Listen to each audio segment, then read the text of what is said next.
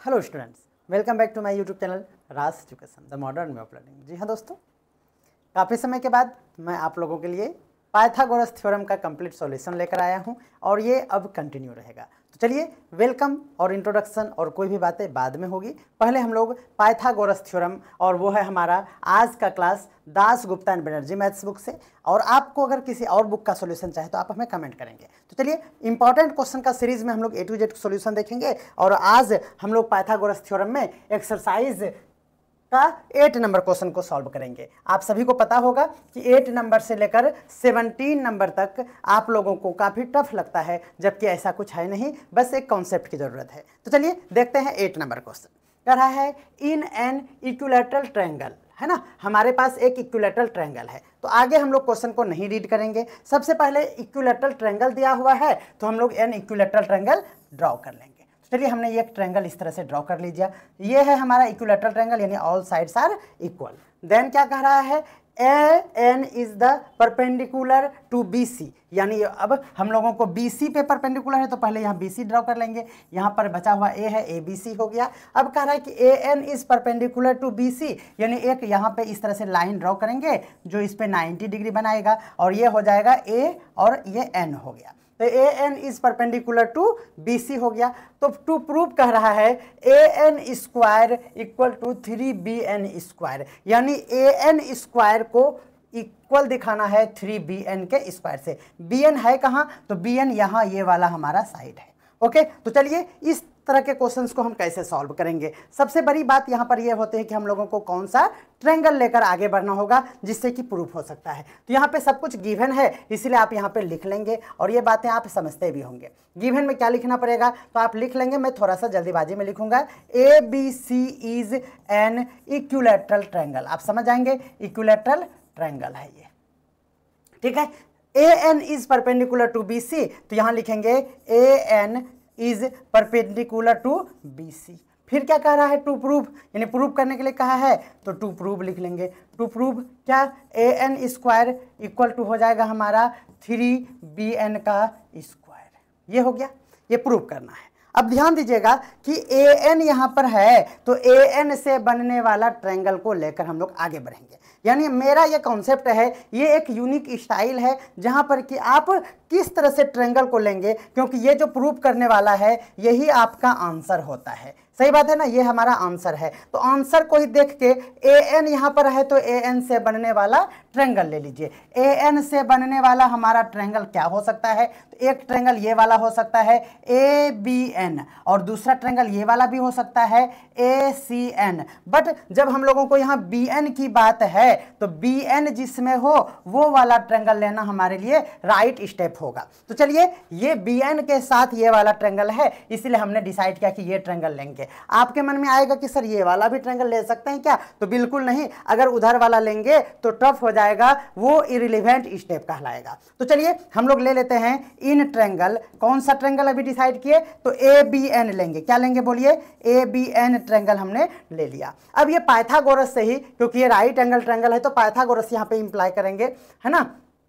तो देखिए क्या करेंगे, ए एन है तो ए एन का स्क्वायर आप निकाल लीजिए। ए एन स्क्वायर इक्वल टू क्या हो जाएगा, ये 90 डिग्री इधर है तो ये भी 90 डिग्री है। 90 डिग्री का सामने वाला हाइपोटेनस होता है, और हाइपोटेनस के लिए हम लोग जब परपेंडिकुलर ले लिए तो यहाँ पे हाइपोटेनस लिखेंगे ए बी का स्क्वायर और उसमें माइनस करना होगा बी एन का स्क्वायर।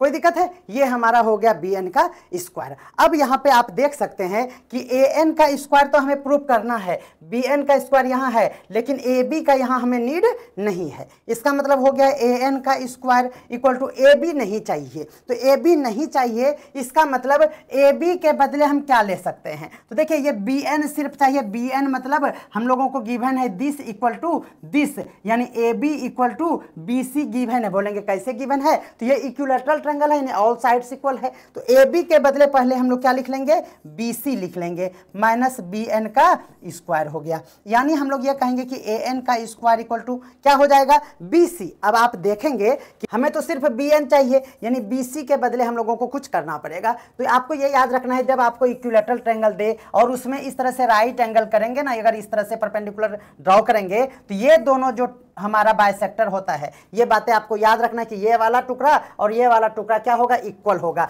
यानी यहाँ पे बी एन जो है वह इक्वल टू होगा सी एन का, यानी हम लोग ये कहेंगे कि बी सी, ये जो बी सी है ना, इक्वल टू क्या हो जाएगा, कोई भी दो ठो टुकड़ा ये दोनों, यानी दो ठो बी एन ले लेंगे तो भी हमारा सही हो जाएगा, बी सी इक्वल टू हम ये वाला भी दो ठो ले लेंगे, यानी 2cn ले लेंगे तो भी हमारा सही हो जाएगा। ये इक्विलैटरल ट्रायंगल का कॉन्सेप्ट है, आपको ये जूनियर क्लास में ही समझ में आ गया होगा, अगर नहीं समझे तो अभी ये आप समझ चुके होंगे। यानी बी सी इक्वल टू हम ये भी रख सकते हैं या फिर ये रख सकते हैं, आप इसको याद रखिए। तो यहाँ हमें बी एन चाहिए ना, तो बस यहाँ पे हम लोगों ने बी सी के बदले क्या लिख दिया, 2bn का स्क्वायर है तो स्क्वायर लिख दिए, माइनस बी एन का स्क्वायर, इसलिए मैं इसे मिटा दे रहा हूँ, आप स्क्रीनशॉट ले लिए होंगे।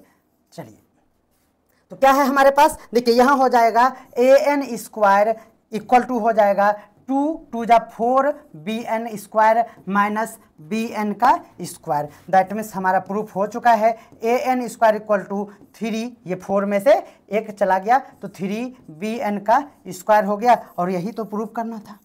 तो काफ़ी इजी है, अगर आप बस ये समझ गए कि आपको कौन सा ट्रायंगल लेकर आगे बढ़ना है। तो बताइएगा आप हमें कमेंट करके कि ये सॉल्यूशन आपको कैसा लगा। अब चलिए नेक्स्ट क्वेश्चन की ओर। चलिए नेक्स्ट देखिएगा, 9 नंबर क्वेश्चन क्या कह रहा है, कह रहा है कि prove by Pythagoras theorem that the diagonals of a rectangle, यानी एक रेक्टेंगल बनाना है आपको। तो चलिए रेक्टेंगल हम ड्रॉ कर लेते हैं। ये हमारा रेक्टेंगल है। अब ध्यान दीजिएगा क्या कह रहा है, ए रेक्टेंगल, तो हमने सपोज कर लिया कि ये A B C and D क्या है, हमारा रेक्टेंगल है।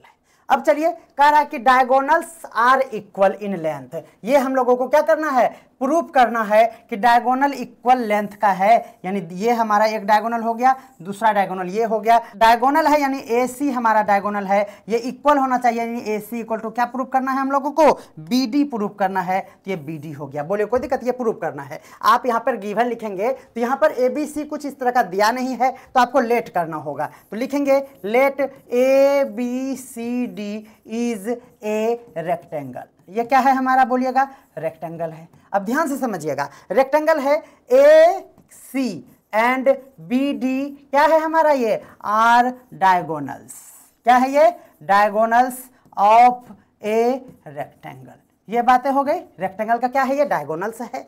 टू प्रूफ, तो यहाँ पे आपको लिख लेना चाहिए टू प्रूफ, क्या प्रूफ करना है, ए सी इक्वल टू बी डी, ये प्रूफ करना है, ये प्रूफ करना है। तो चलिए अब मेरा वही कॉन्सेप्ट कि क्या प्रूफ करना है आपको, तो आप कहेंगे ए सी और बी डी को इक्वल दिखाना है, यानी इसको इक्वल दिखाने के लिए आपको इससे बनने वाला क्या लेना पड़ेगा, राइट एंगल ट्रायंगल लेना पड़ेगा। क्यों, तो राइट एंगल ट्रायंगल इसीलिए कि यहाँ पाइथागोरस है, और पाइथागोरस थ्योरम तभी होल्ड करता है जब आप राइट एंगल ट्रायंगल की बात करते हैं।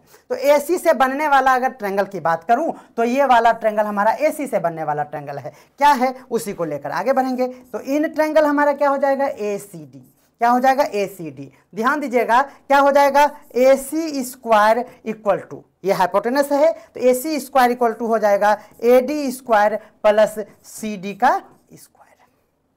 ये हो गया, बोलेंगे बिल्कुल सही है। अब आपको BD से बनने वाला ट्रायंगल की बात करना होगा, तो इन ट्रायंगल BD से बनने वाला ट्रायंगल हमारा है, BD से बनने वाला ट्रायंगल इधर भी है और इधर भी है, तो मैं इसको लूंगा, ठीक है, आप कहीं भी ले सकते हैं। तो चलिए हमारा है BCD, कहाँ से ये समझ में आ रहा है, जो हमें प्रूफ करना है उसी से, और यही यूनिक मेथड है हमारा। तो चलिए क्या करना पड़ेगा, तो BD का स्क्वायर करना पड़ेगा, BD स्क्वायर इक्वल टू क्या हो जाएगा, आप देखेंगे BD का स्क्वायर इक्वल टू BC का स्क्वायर प्लस CD का स्क्वायर, क्या हो जाएगा, BC स्क्वायर प्लस CD का स्क्वायर हो जाएगा। बोले कोई दिक्कत है, बोलेंगे बिल्कुल भी दिक्कत नहीं है। आपको यहाँ एक बात समझ में आ रहा होगा कि जब BD का स्क्वायर किए, BC देख लीजिए, ये रेक्टेंगल है तो इसका अपोजिट साइड इक्वल होता होगा, बोलेंगे यस, तो BC के बदले मैं AD का यूज करूंगा। आपको कोई परेशानी हो तो आप कमेंट करिएगा। AD का स्क्वायर प्लस CD का स्क्वायर। इससे पहले जो रिजल्ट आया तो इसको इक्वेशन 1 सपोज कर लेंगे, इसको इक्वेशन 2 सपोज कर लेंगे। ये तो हमने लिख लिया है, इसलिए इसको यहाँ पे नहीं रहने देंगे। तो ये हमारा हो गया। अब आपको क्या करना है, फ्रॉम इक्वेशन 1 एंड 2 करना है। तो फ्रॉम इक्वेशन 1 एंड 2 हमारा ये हो गया।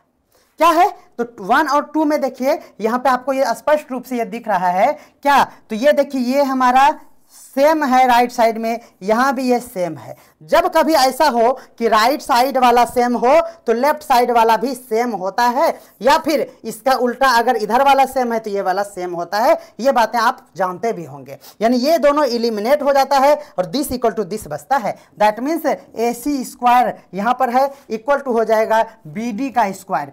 क्यों हुआ ये आपको समझ में आ गया होगा, क्योंकि यहाँ जो है वही यहाँ है। यानी ये अगर 5 kg का है, ये भी 5 kg का है, यानी ये दोनों क्या है, इक्वल इन वेट है। उस तरह से यहाँ पे ये हुआ। स्क्वायर दोनों तरफ का कैंसिल हो जाने के कारण यहाँ AC बचा और BD बचा, और यही तो हमें क्या करना है, प्रूव करना है।